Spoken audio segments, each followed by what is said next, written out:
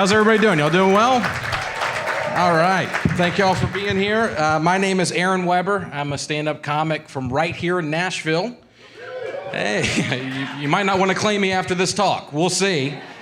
I've been doing stand-up. It'll be 6 years this summer, but that is long enough to be asked a question that every comedian gets asked very often. It's, what is your worst bomb?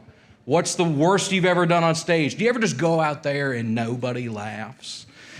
Personally, no. That's never happened. I am a savant. I kill every show. Obviously, no. It happens all the time. It happens a lot of times right here on this stage. It's happened, and I remember them well because A, they weren't that long ago, and B, I have been oddly sentimental about my entire comedy career since I started. If my name is on a flyer or a poster, I take it. I save every hotel key from working the road. I keep those organized like baseball cards in a binder, like a lunatic. I also have a pretty big Excel spreadsheet where I log every show that I ever do. Every time I touch a stage, I log the date, the time, the venue, how much money I got paid, who's on the show with me. I put it all on there, okay? And it's been pretty cool watching that spreadsheet grow over the past few years. And I will admit, sometimes when I'm feeling vain, I just kind of just flip through it, you know, relive all the shows I've gotten to do, good and bad. And there's been a lot of bad ones, some not my fault, some entirely my fault. A show can always go awry. If you ask comedians, they'll tell you that's one of the more exciting things about stand-up, is that even if you're really good and your definition of bombing is different than mine, you're always just a few words away, you know? You're always that close to the edge. It's always there. So, given that bombing or doing badly is always hovering in the air, that it's an inescapable reality, here are a few things I've learned over the years to handle the embarrassment and the insecurities that come with bombing. My hope is that if you're not a comic or a performer, you can apply these things to your everyday bombs, you know? Because we're all bombing out here. If you're nailing every social interaction, you're a sociopath, okay? And you need to be in a jail, to be honest with you, but I'll save that for my next TED Talk. First thing I've learned, number one, nobody cares about you. Nobody cares. That's a tough one. I struggle with it because when I'm not doing well on stage, that is my whole reality. That is everything. That's the whole world to me is what's happening. And it's very hard to just take a step out of that and look at things in a healthy perspective. I can't tell you how many times I'm driving down the road and a random bad set from years ago will pop into my head and I just want to take my minivan and drive it off a bridge, okay? That happens all the time. And you know who else was thinking about that set at that exact moment? Nobody. I mean, what an unbelievable narcissist I am to think that some adult somewhere with a job and a family and a mortgage is sitting around reminiscing about my 4-minute set at a dive bar in 2017. It's not happening.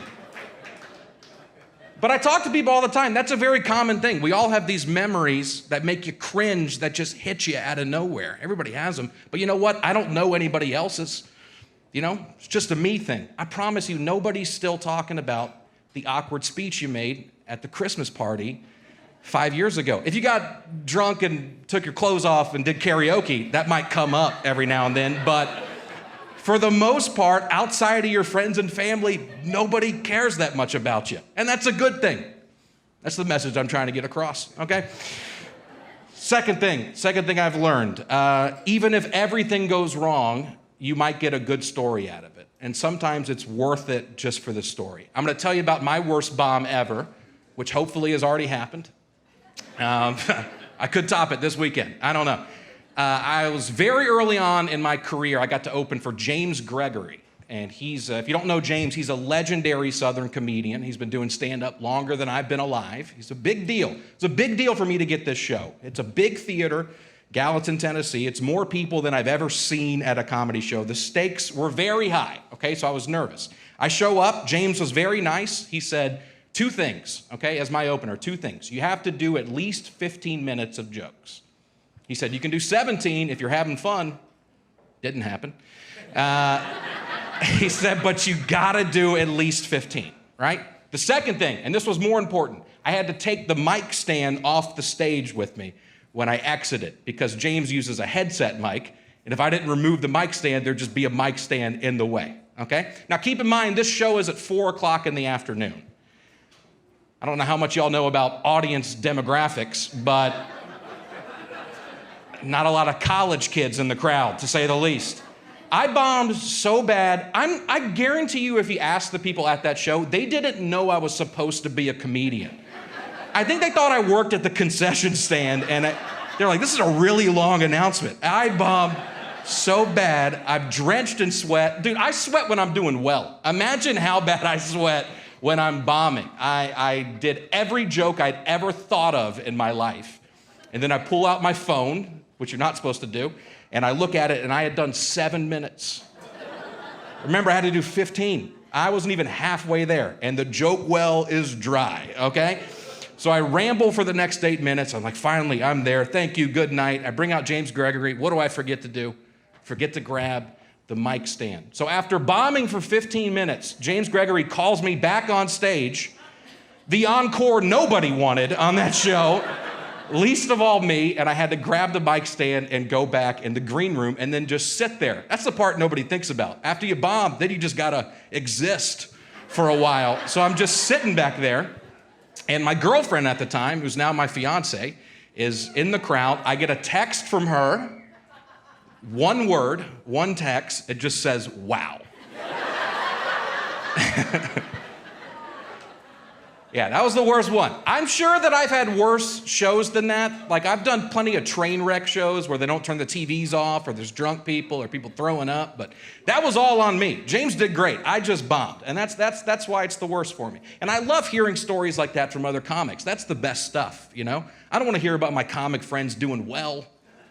I mean, is there anything more boring than just hearing about some guy crushing it in life? It's like, dude, perfection isn't interesting, you know? So get out there and mess up. That's my motto. And if the worst thing, you know, worst case scenario, you get a good story out of it. Here's the last thing I learned. Third thing, you have to get back on stage as soon as possible. You got to get back at it. You got to wash the taste out of your mouth, you know? You're not going to forget that show, but it will dilute it over time. And, you know, it's doing the shows repetitively. That James Gregory show, I think about it now, that is one row on my massive Excel spreadsheet. It's just one row. It's tough to find even if you're looking for it, you know, unless you hit Control F and type in James Gregory, then it pops right up. But I think my point is there's something to be said about just keeping after it, dude, and you're gonna wash away those bad experiences. I'm not suggesting that you journal about everything in your life or collect weird keepsakes like I do. But whatever you're doing in life, whatever you're bombing in, whatever your thing is, I hope that you keep a positive attitude about it. I hope that you remember that nobody cares, and hope you keep at it, and you guys do great. Thank you so much. My name is Aaron Weber. All right. Thank you, buddy. All right.